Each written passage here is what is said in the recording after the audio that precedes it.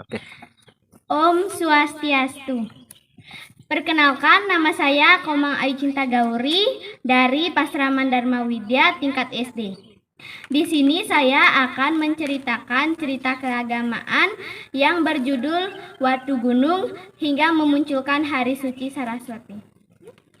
Hari Suci Saraswati diyakini sebagai hari turunnya ilmu pengetahuan bagi umat Hindu di Bali. Hari Suci Saraswati juga berhubungan erat dengan cerita anak yang jatuh cinta kepada ibu kandungnya sendiri bernama I Watu Gunung. Mitologi I Watu Gunung juga tertulis dalam Lontar Medang Kemulan. Dikisahkan bahwa ia dilahirkan di puncak Gunung Sumeru oleh Dewi Sintakasih, sang permaisuri kerajaan Kudatwipa.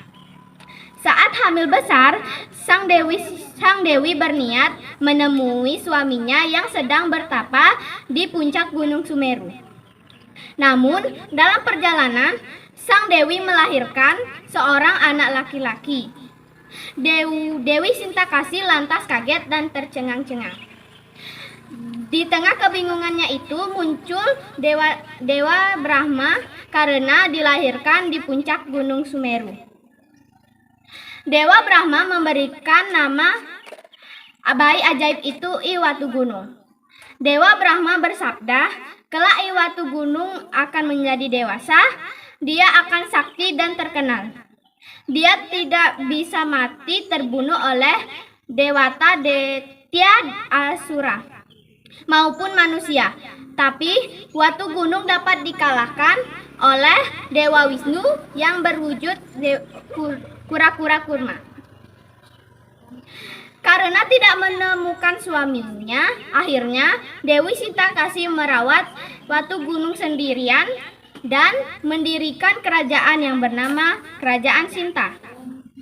Seiring berjalannya waktu, sang Watu Gunung tumbuh semakin besar. Selain nakal, dia juga banyak makan hingga Dewi Sintakasih ibunya kewalahan.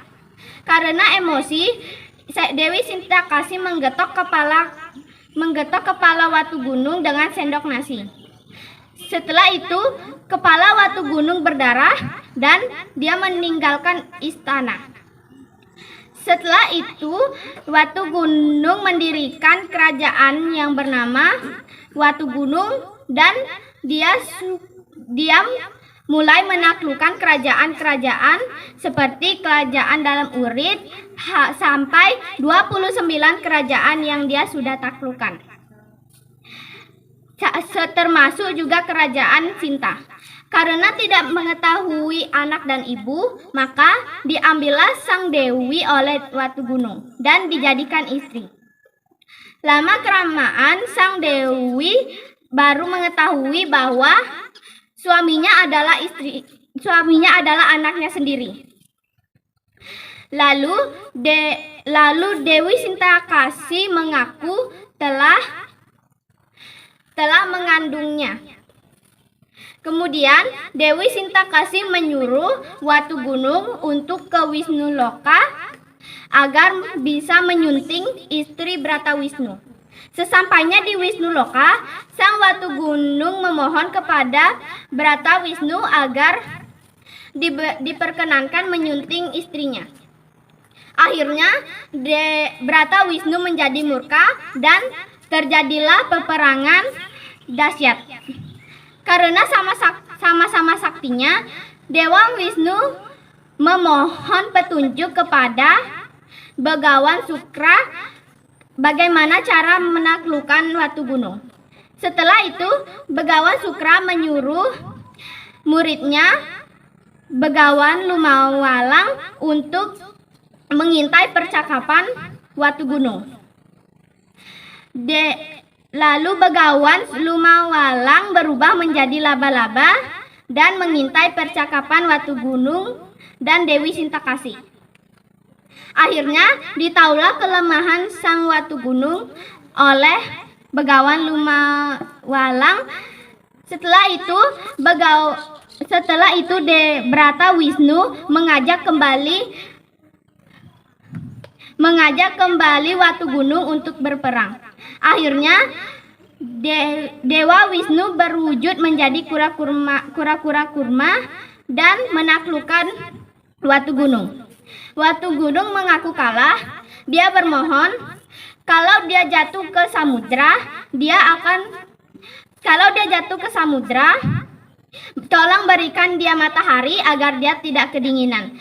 Kalau dia jatuh ke daratan, tolong berikan dia hujan agar dia tidak kepanasan.